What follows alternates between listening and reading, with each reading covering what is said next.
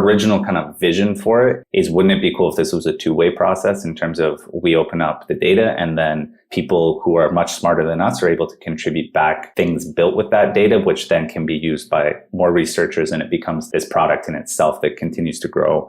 And we just kind of provide the inputs to of photos and whatever we're kind of doing on our side. The V1 was like, let's get it out there and let's see what people start using. Because, Tim and myself were not, as you can probably tell, too well versed in machine learning. So we have no idea really how people are going to use this and what fields are going to be valuable. But get it out there, get some, feedback on it, see what people are using. And then if in the future we have that opportunity to make it a two-way process, we'd love to do that. Bandwidth for Changelog is provided by Fastly. Learn more at fastly.com. Our feature flags are powered by LaunchDarkly. Check them out at launchdarkly.com. And we're hosted on Linode Cloud servers. Get $100 in hosting credit at linode.com/changelog. What up, friends? You might not be aware, but we've been partnered with Linode since 2016. That's a long time ago. Way back when we first launched our open source platform that you now see at changelog.com, Linode was there to help us, and we are so grateful. Fast forward several years now, and Linode is still in our corner, behind the scenes helping us to ensure we're running on the very best cloud infrastructure out there. We trust Linode. They keep it fast, and they keep it simple. Get $100 in free credit at linode.com/changelog. Again, $100 in free credit at linode.com/changelog.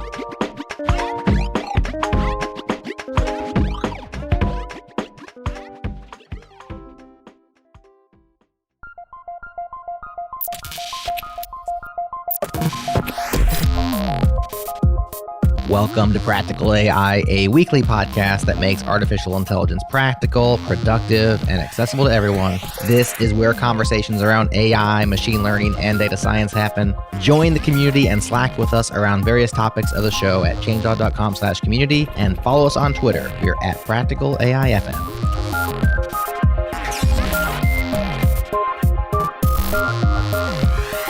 Welcome to another episode of Practical AI. This is Daniel Whitenack. I am a data scientist with SIL International, and I'm joined as always by my co-host, Chris Benson, who is a principal emerging technology strategist at Lockheed Martin.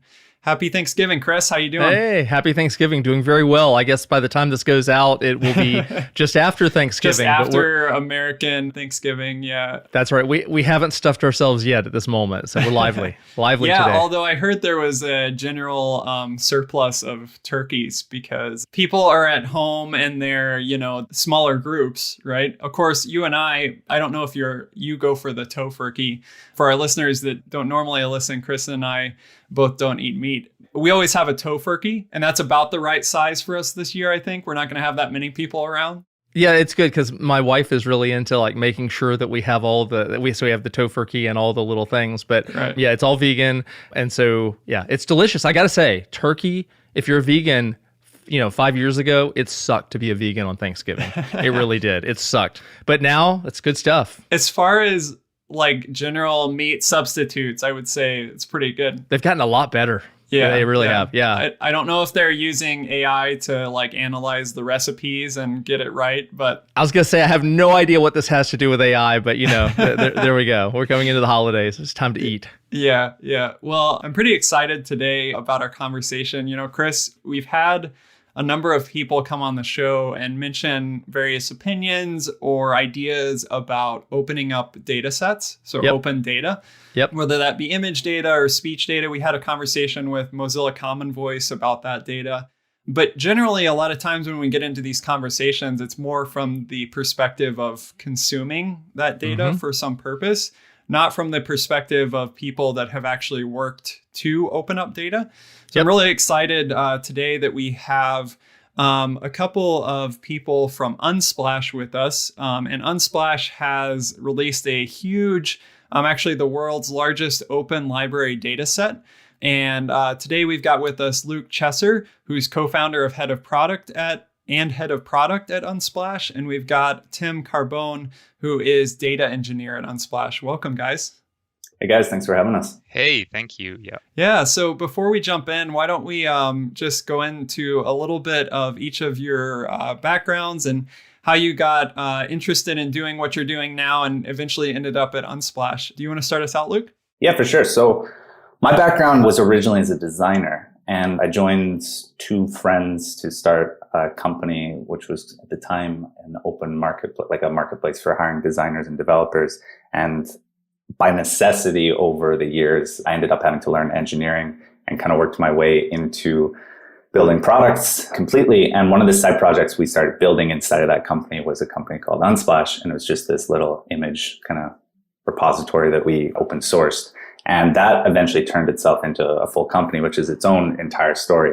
And now I get to oversee this team of really talented people. I'll pretend that I know, a lot about coding and design and everything, but really they're the ones that make me look really good now. And before we go on, I got to ask, because the listeners only hear the audio. We're all on a Zoom call right now, and I see the guitars hanging behind you on the wall. So you must be a musician, I guess, or just a fan, or what? Let's say my coding's even better than my guitaring. So I don't know how good I would say this guitaring is. This is purely for show, I think, It looks good. Okay. Make myself look cool. Cool. Well, Tim, what about you? What's your background and how did you end up working with Luke at Unsplash? So for my background, I have a classic computer science master that I did in France. And for the final master internship, I was led to Montreal, essentially. And that's when I started working in data. A couple of years later, I had a great opportunity to join Crew at the time, working remote. Went back to France for a couple of years and then went back to Montreal. So now I'm working for Unsplash since the transition. Been working there for 4 to 5 years now. And I'm working as a data engineer, essentially building the whole data architecture, trying to get some stats in front of our contributors and get some useful insights for our business needs. Yeah, and also Tim's going to be humble here, but Tim's the only person working on data inside of our company. And there's a lot of data. We have, a whole stats analytics system that serves our 200 and something thousand contributors. We have, massive search system, all these things. All of it's powered basically by Tim. So he's going to be very humble, but he's very good. You got some weight on your shoulders there, my friend. Tim, thank you. And same thing, I'm not a machine learning engineer. So AI is very foreign to me. So yeah, mostly focused on data architecture, warehouses, and things like that. Yeah. So you probably know more than me on AI. Well, I think we're all learning, and it sounds like from what you're already doing, you probably have a good bit of knowledge in a lot of areas. So that's great. I'm curious a little bit. You mentioned a bit about how Unsplash came about and this data set came about. Could you give us a little bit of a history of just where this data originated and the nature of it? What's included in your data and why does it exist in the first place? Yeah, so going back to, I guess, the fundamentals, the data exists because Unsplash is this repository of images that are contributed by a community of photographers all over the world. And they open up their images and say, hey, anyone can use these images for whatever they want to use them for. And traditionally that's been, okay, I'm going to download these images and I'm going to use them, in a creative project. I'm going to make a graphic. I'm going to use them in an article.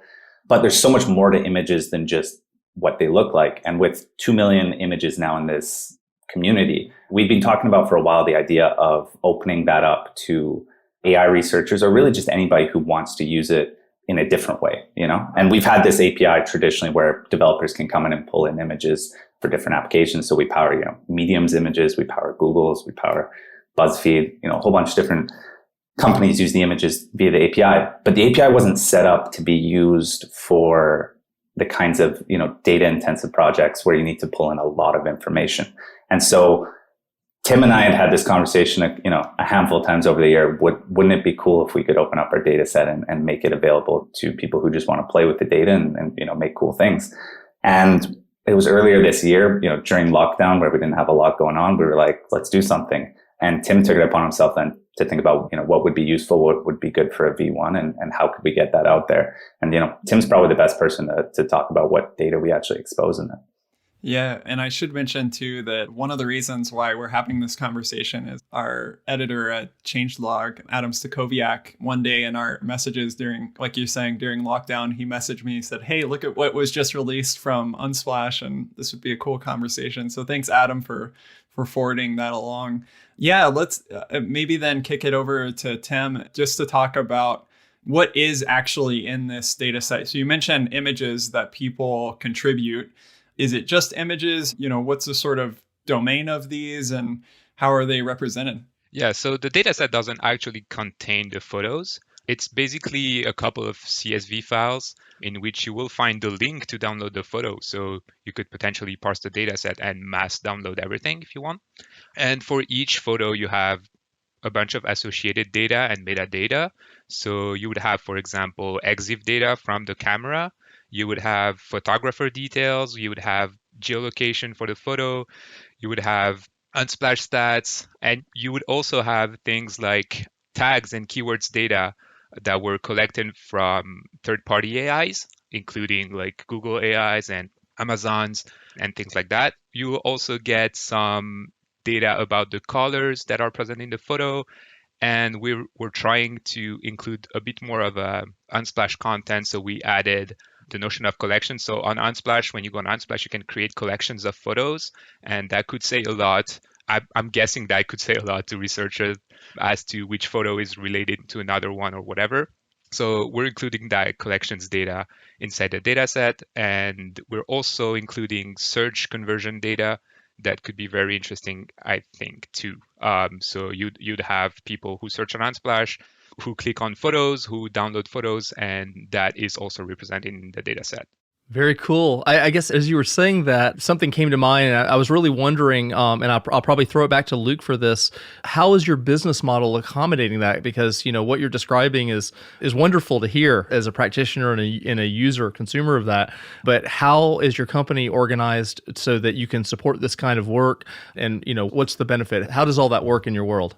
Yeah, so the dataset isn't open sourced isn't released in any way to be this, commercial product. There is a potential for it to be, to have a commercial business behind it, in the sense that right now it's under a license where we've released in 2 datasets. The smaller dataset is able to be used for commercial and non-commercial uses. The bigger dataset is more restricted in terms of commercial uses. So there's a possibility that it could eventually commercialize in that way. We're not necessarily banking on that, or that's not the reason why we're doing it.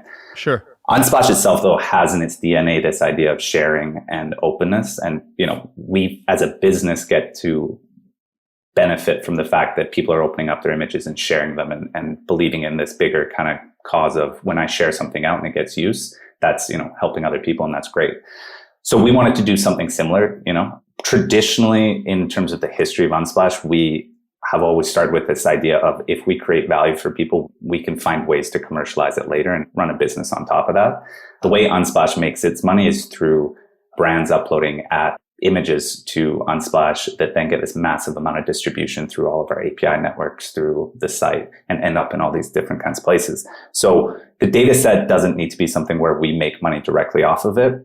And Got it. That's very helpful. So kind of in the DNA, but I was wondering, because that's always an issue that we run into, because there's lots of companies that have different models for sharing. And I love the fact that sharing is part of your DNA, but you also have to maintain a company and do that. So it's always an interesting question to find out how people are approaching it.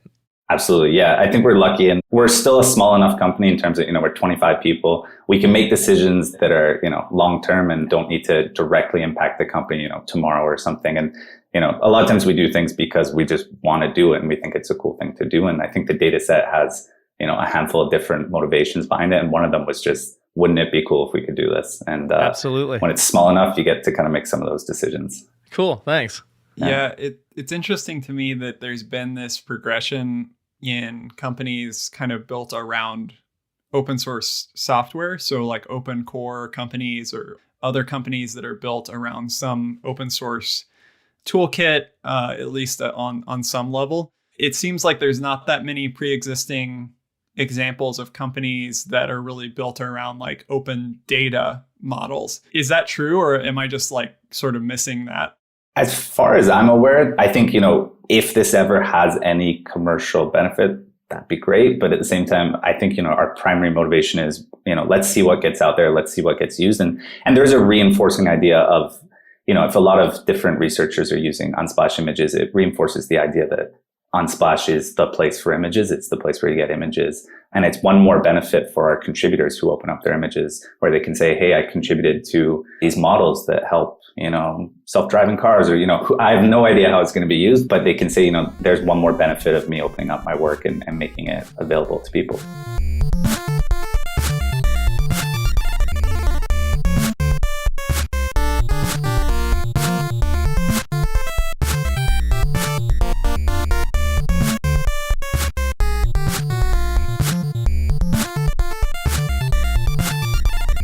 All right, so I'm kind of interested, I guess, maybe we can kick it over to Tim. I'm kind of interested in terms of like just some general stats in terms of the data set size and the types of images that are included, and also maybe like how is that growing? Like you mentioned a lot about people uploading their images. What's the sort of trajectory of that, and what's being added most, and some of those sorts of stats? Yep. So the data set, I think the light data set is about 5 gigabytes, and the full size data set is more about 20, 25 gigabytes, something like that. And that's the metadata about it, not the images themselves? Exactly. Yeah, that's just the metadata. So we have about 1.3 million photos right now. And you mentioned which kind of photos are included. So at Unsplash, we have a manual curation process for every single photo that comes in. And so the photo can end up in kind of like different buckets. So you'd have photos that are featured, you'd have photos that are approved, and because they just match the guidelines, so they fit the guidelines. And so that distinction is also present in the dataset as metadata. But in the light dataset, for example, only featured photos are showing up. It's a subset of featured photos. And I think they only concern nature photos. And in the full data set, everything's in there. So approved photos and featured photos. So so that's what's in the data set. I'm not sure I remember the rest of the question. I'm sorry. No, it's all good. Also, in terms of the trajectory of how the data set is growing, and obviously that's also tied to, the main part of your business and people uploading photos and that sort of thing. Absolutely. So we definitely want to make the Unsplash data set some kind of a product of Unsplash and not just like a single time dump of data. So it's something we want to keep improving, upgrading, getting feedback on, and kind of like iterating over it. So we're getting thousands of new submissions every day. And I think the plan is to kind of like put those new submissions and those photos inside the data set from time to time. So we haven't decided on a frequency yet, but I'm guessing that every couple of months maybe, or a couple of quarters, we'll be releasing a new version of the dataset with new photos and maybe some improvements. A couple of days after the release, we started getting some feedback, and we've pushed directly like a V1.1 new version of the dataset. So and we've been improving a couple of fields, improving data quality. So right after that, because we started getting feedback. So we'll be reacting to feedback pretty quickly. That's pretty cool. Is there any kind of thought for the future about, like, since you have these open source projects and stuff that'll be pulling the data set down and running ML processes on it and stuff, maybe there's a feedback loop where some of those open source practitioners can help you do, like you mentioned, manual curation and stuff like that. Any thoughts toward automating that curation with ML going forward? Yeah, absolutely. I think that's something that we talked about with Luke. It's also the fact that we have this massive data set and we don't have the skills to leverage it properly. So if we put it out there, maybe it can help the research and we can leverage that research that was just made. Yeah, that's part of being a startup, really. I mean, that's normal. You're always trying to find the skills for the next thing to go along and fund it. I totally get that. Exactly. So totally. And also, I think that it can also be a feedback loop in the sense that some researchers can create kind of like new metadata for each photo that would be the result of a model. And we could include that result in the data set so that it can be helpful for other researchers. So it can be a feedback loop in that sense as well. That's exactly it, Chris. Our original kind of vision for it is wouldn't it be cool if this was a two-way process in terms of we open up the data and then people who are much smarter than us are able to contribute back things built with that data, which then can be used by more researchers, and it becomes this product in itself that continues to grow. And we just kind of provide the inputs to of photos and whatever we're kind of doing on our side.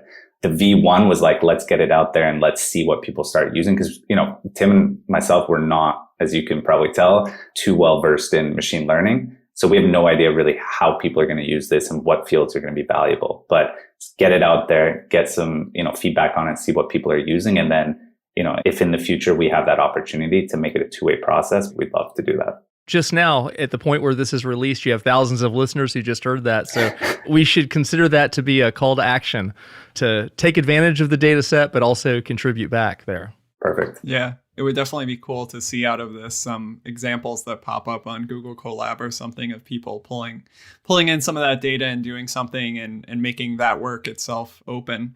I'm curious, as sort of a follow-up to that, it sounds like you have started to get some feedback on this and some usage of it. So I guess one question is just like, how has that gone so far? And like, what sort of influx of usage and downloads have you seen just as a result of this work? Yeah, so far, I'm not 100% sure on the numbers. We should have checked before we came on. I think it's done about 3,000 downloads. That's of the light set. I think for the full data set, it's probably done about 1,000 downloads, probably.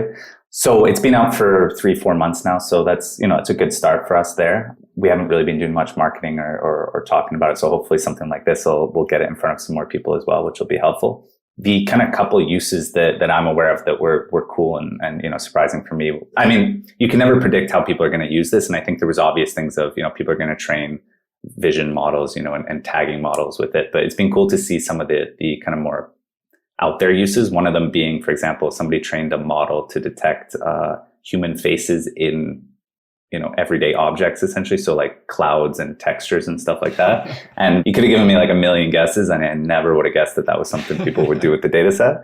So that was cool to see. And then you've got more serious kind of uses of it. So there's some researchers out of Cornell they've written a paper. I don't think it's fully released yet, but it's basically trying to quantify and understand why people post to social media. So with everything going on in politics and across different social networks, one of their main focuses was understanding and detecting kind of the different motivations between why people post and trying to, I guess, find some authenticity in that. And so they've been using the Unsplash data set to try and inform that. So that's been, really cool as well to see. It'd be really interesting to see as practitioners use these, for some of these use cases you're talking about and others going forward, they're going to have to go through the process of labeling the data in a lot of cases, for any kind of supervised learning. And so it would be interesting to see if some of those might contribute back some of the labeling for some of the photos to add to the data set just to make future users easier. So that would be an interesting way for somebody to contribute back, I would say. Yeah, absolutely. I know the Cornell researchers were talking about contributing it back because awesome. They spent a bunch of money labeling. And so I think they're open to that, which would be cool to see. Fantastic. Yeah, there's another use case that we have is people using the data set as kind of to get out stats for the photography industry in general, because there's actually a lot of information in there. If you look at, for example, EXIF data, you have camera model, camera brand, stuff like that. And that can give you a lot of information about the state of the industry. And we've seen a couple of articles writing about that and leveraging the data set to get some insights about the industry already. So that's great. Yeah, and I think what was cool about those data sets is, people have done that already with Flickr data sets and 500 pixels. But what's different about the data set with Unsplash is people aren't going and bulk uploading, every photo that they take, which can skew the data set in a certain way. If I go and I upload every photo of my family to Flickr, that skews the data set towards whatever I have. But with Unsplash, it's this different thing, which is kind of what are the best photos being taken with? So is the mobile industry really like mobile photography? How much is that impacting professional or high-end photographers? And we're seeing different results when you analyze it with Unsplash versus, a different story that you would get with Flickr, where the iPhone and, Android smartphones are just completely dominating the camera industry. Yeah, it's interesting to me on that front. A lot of image data sets that you can download in sort of typical AI sort of tutorials, initial computer vision work and that sort of thing are actually fairly low resolution. So, we're talking like maybe 227 pixels square, something like that. It sounds like the data set from Unsplash is definitely that sort of higher quality in terms of the actual photographs, but then also, scrutinized according to, people not just uploading everything, but there's a curation process. There's photos coming in that are validated. Could you speak a little bit to that in terms of, the properties, generally speaking, the sort of properties of the photos in terms of resolution, and then also like just the scrutiny that people give in terms of what they upload and the thought that goes behind that? Yeah. So I think that's the central, if we're going to start, what is the major difference between Unsplash's data set and some of those other ones which exist out there? Because obviously there's a ton of, image data sets that already exist, and some of them have more photos in them than Unsplash. Fundamentally, the quality of these photos from just a pure technical perspective, every image, I think, has to be a minimum of 5 megapixels. On average, I think the real size is above 8 megapixels. You probably see like a cluster of images at like 8 megapixels and then a cluster at like 12 or 15 roughly. So it's right away, every image is high definition and and contains a lot of pixel information in it. Then, as Tim hinted at before, we use a curation process where a human actually reviews every single image that comes in. So right away, you filter out all the, let's call it spam images from it. And then you also have a thing where on Unsplash, people don't upload photos, that look exactly the same. They don't go and upload their entire camera roll where they've taken 20 photos of the same thing from slightly different angles. It's really, they upload the best of what they have. And so you're getting a potentially smaller data set in terms of the number of images, but a much more broad data set in terms of the types of photos you're going to see and the quality of those photos.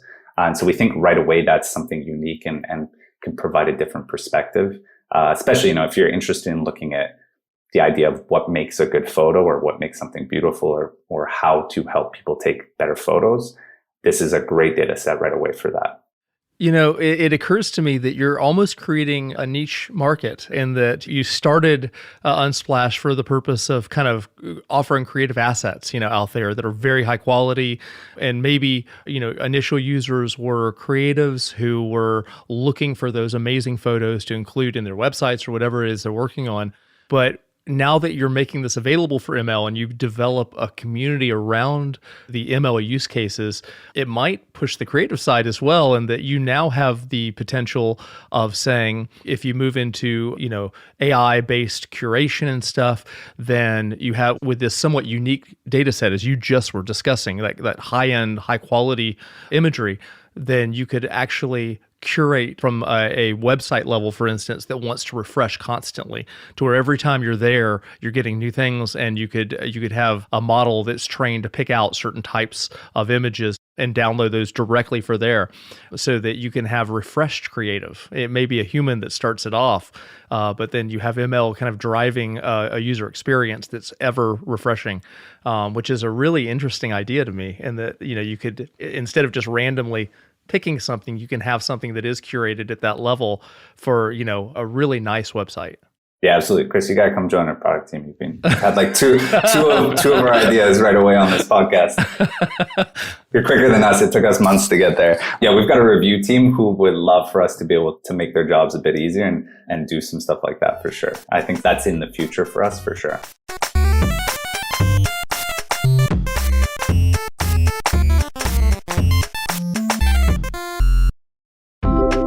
Changelog++ is the best way for you to directly support practical AI. Join today and unlock access to a private feed that makes the ads disappear, gets you closer to the metal, and helps sustain our production of practical AI into the future. Simply follow the Changelog++ link in your show notes, or point your favorite web browser to changelog.com/++. Once again, that's changelog.com/++. Changelog++. It's better.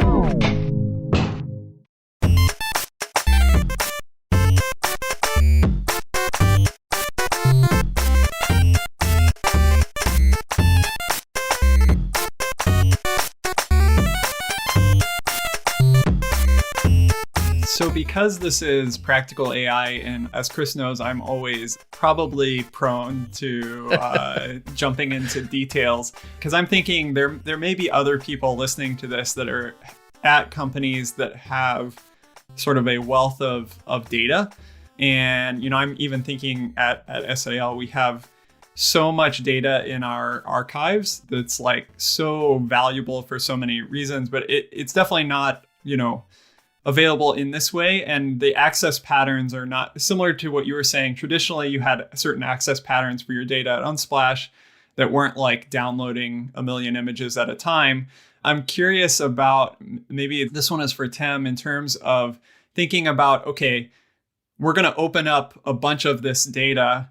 How do we deal with the side of things about, what if a bunch of people all of a sudden start to want to download millions of images at a time? And, how do we support the sort of bandwidth and storage and infrastructure that's going to be required to provide this data in a reasonable way while not jeopardizing the sort of main functions that we do as a business? Any thoughts there? You want to take this, Luke? I should probably take this one just because, I think our thing to start with is we always try to release things as broadly as possible and then work backwards to restrict it if we need to. You do get a lot of bad actors out there, unfortunately, especially at scale. And we've seen that over the years with Unsplash. Our API started out as broad as we could make it. And then we've had to put in place certain restrictions in terms of, don't use it to create competing products where you just, resurface these images or whatever. The data set, has that potential where people could go out and potentially, spam it and download it a ton of times. You're going to get access to all the image URLs that we have, and you could, try and mess with our CDN and stuff like that. But fundamentally, we've seen over the years that those number of people that, they make up a really small percentage of the community that's out there. And so we try and focus on the good of it and starting with that and trying to make sure we don't restrict the good uses as much as possible. In terms of how we got it through, in terms of, how do you convince people inside your company to open up data? I think we're lucky in a lot of ways in that, as I was saying, we're a very small company. And so it really is a conversation where it's like me and Tim are like, wouldn't that be cool? Yeah, let's do it kind of thing. So I get that in, other companies, it's a lot harder, but we do deal with that. From an image standpoint, is we work with a lot of big institutions who want to make their archives open and accessible, and getting that through the higher levels is hard. People want to hoard onto data in whatever form it is. And I think we're making progress as a society towards this idea that openness can have second or third order effects that are harder to project and put right in the bottom line right there, but they can have this greater effect on your goodwill, on your community, on a whole bunch of different things about your organization. And we're getting there. I think we're still, there's a lot of people that want to lock it down and hoard stuff. But I've yet to see, people always talk about the advantages of data and how, they're building a data advantage over people. I think for a lot of companies, there isn't really actually a data advantage. You can hoard onto that data, but there's not a ton of value, at least commercially, in that data. And so opening it up to other people can have a second or third order effect on your business. And so they should consider it. I was just going to say, and it's not a question, just a comment to what you just said, is that working in a large industry for large companies, as I do, I'm seeing companies like yours with the cultures that you're just now talking about having that impact in larger companies, and companies that have typically been very large and very closed are looking at what kinds of work companies like yours are doing, and they're starting to make those changes, not only in industry, but also in government, actually. So you are collectively having the impact that you're striving for. I just wanted to note that. I really hope so. And there's a lot of people out there doing a lot of work, and we're just one small piece of that. But I've noticed that with governments, I think, are coming around to it. And you're seeing it, I think probably led first and foremost by open source software. Like we've seen over the last 20 years or something, how roughly, every major company now contributes to open source. And there's a selfishness to why they're actually doing it as a company. But the fact that we were able to get these companies to that point is, testament to the work that people did back then. And I'm hoping that, if you fast forward 10, 15, 20 years, you're going to see people being in a similar position from data where they can actually say, hey, if we do this, which is beneficial to everyone, it also has a benefit to us. And if we have to be the guinea pigs for that, we're happy to be the guinea pigs. And it sounds like that you are instituting some sort of like versioning aspects to the data set that you're releasing. Tim, what was your thought process around that? And then maybe also like, there's all sorts of different formats that you could release, data sets in. You could just, put up some archive files on S3 and have people download like a big thing. Were the decisions around how you release this data related to how your infrastructure had, in the past supported people downloading images? What was your thought process around that? Yeah, so regarding the archive versus the links in the CSV, I think it's mainly because as a data engineer, I'm not directly working, because I'm not working in AI, I'm not directly working with the image itself. And so I'm working mostly with the metadata. And so the closest thing I can see from the image, or the easiest thing accessible, is just its link, right? And we currently have the infrastructure that allows us to basically power thousands of integrations on the internet. And so we might as well leverage that for people to download every single photo through the link in the CSV, right? So I think that was the main thought process. Regarding versioning, I think that's also kind of a way to stay flexible. So if you add the image to your archive, then it's kind of like frozen in time and you have that thing. Whether if you have a link, then it's much easier to say, I don't know, maybe today you're restricting at a certain amount of pixels and tomorrow you don't want to do that anymore. You have that flexibility. And we can find that flexibility all across the data set. Yeah, and I've mentioned that we want to like keep adding more info, adding more things, and that's why versioning is kind of essential.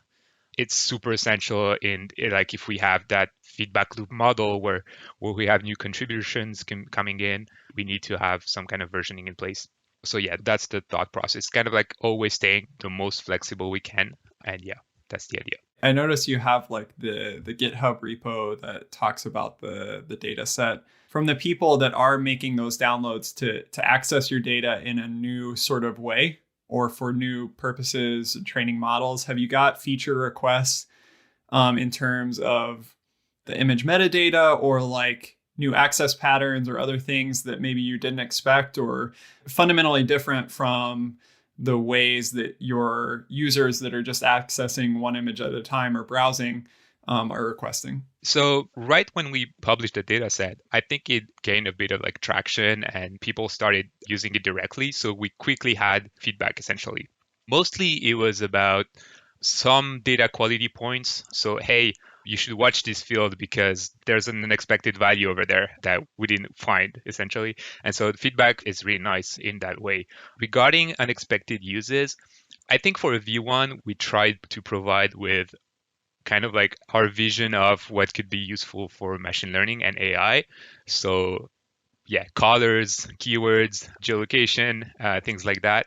And the data requests that we had, I don't think there was anything super surprising at the time currently, but we had some feature requests, including data that we actually have and we didn't put into the data set.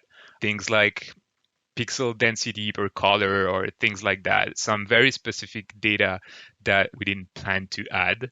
And so that gave us insight into, hey, the community might want this, so we might add that into the next version. And so we're trying to expose the versioning into our GitHub repo as well.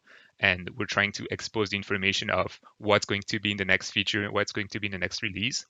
And so if you have any suggestion, any feedback, you can just go on the GitHub repo and ask for it, and we'll try to answer and plan it for the next release. That's awesome. I think that kind of leads into a natural next question, which is it's kind of the creative question. And so I'm going to add it. I want to ask both of you. I'm curious from both a business and a technical perspective.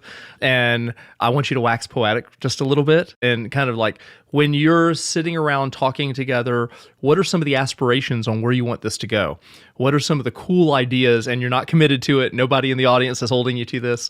But what are cool things you can think of that you would like to see at any time frame down the road, going forward, whether you're able to do it, whether that's a practical thing or not even a practical thing? I just love to hear what the creativity about how you see the future. The one that I'm really excited about, or the data that I think is really unique again with this data set, and it's I think the data that we have in there is a good start. We still have some ideas for where we want it to go. Specifically, the data around search conversions and the collections, I think, is really unique. There are data sets, again, out there that do this, but at the volume that we're going to get to, especially in the second or third releases of the data set, I think it, starts to become really a unique data set there. And what's cool about it is people search on Unsplash for very abstract things. It's really, when you look at the types of images that are on Unsplash and what they're downloaded and used for, it's not, find me the dog photo, find me the photo of the cup or the coffee cup in this image. It's like, it's very abstract stuff like love or happiness or depression or like, a whole bunch of things which are harder, I think, at the current stage, at least, for vision models to really understand and quantify. But we're getting this real-time feedback of millions of people going on Unsplash, searching these things, scouring all the different photos, collecting them into these different collections in different groupings, and then interacting with them in different ways. And we've exposed that data in kind of a V1 version, but we have, a lot more internal data that we want to expose around that. And I think if we can expose that in the right ways, and again, I'm no machine learning expert, so I have no idea, but my hope is that can start to improve the models that are out there around understanding that. And that would be, a huge win, I think, because we experience that ourselves is when we upload on, images to Unsplash, the quality of the tagging for them is quite limited in terms of it can recognize what's in the images, but it can't represent what does this image actually mean. And so if we can help improve the industry there. Kind of semantic meaning in that sense? Yeah, exactly. Like abstract semantic meaning, like I think that's the next step in vision learning. And I understand why it's super hard, but our hope is that maybe we can contribute back in some way to that. Very cool. Awesome. Tim, any thoughts in addition to that? I think that sums it up pretty well. I think that's fine. I was going to go far back on a previous subject. Let's not do that. All good. I stole your answer, Tim. Sorry.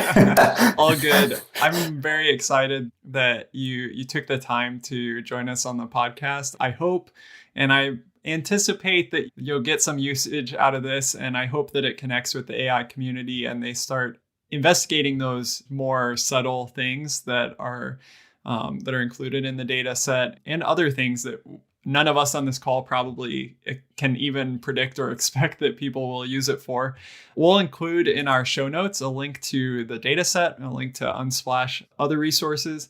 Please check it out and let us know in our Slack channel. You can join our Slack at changelog.com/community and let us know in our Slack if you're downloading the data set and what you're using it for. And we're excited to hear. So thank you, Luke and Tim, for joining us. Really appreciate it, and can't wait to see what happens with this data set in the future. Thanks for having us, guys. Thank you, guys. Come hang out with Daniel, Chris, and hundreds of other AI practitioners in our community Slack. It's a cool place to be, not a lot of noise, some great signal, and best of all, it's totally free. Check it out at changelog.com/community. And don't forget to follow the show on Twitter for AI news and links, highlights from past episodes, and more. We are at Practical AI FM. We'd love to have you following along. Thanks to Daniel and Chris for hosting Practical AI week in and week out, to the mysterious Breakmaster Cylinder for the excellent beats you hear on all Changelog podcasts, to our sponsors who have our back, Fastly, Linode, and LaunchDarkly, and to you for listening. We appreciate your time and attention. That's all we have for you today. On the next episode, Chris and Daniel chat with the team at Microsoft all about their new research to product milestones. That's coming at you, so stay tuned next week.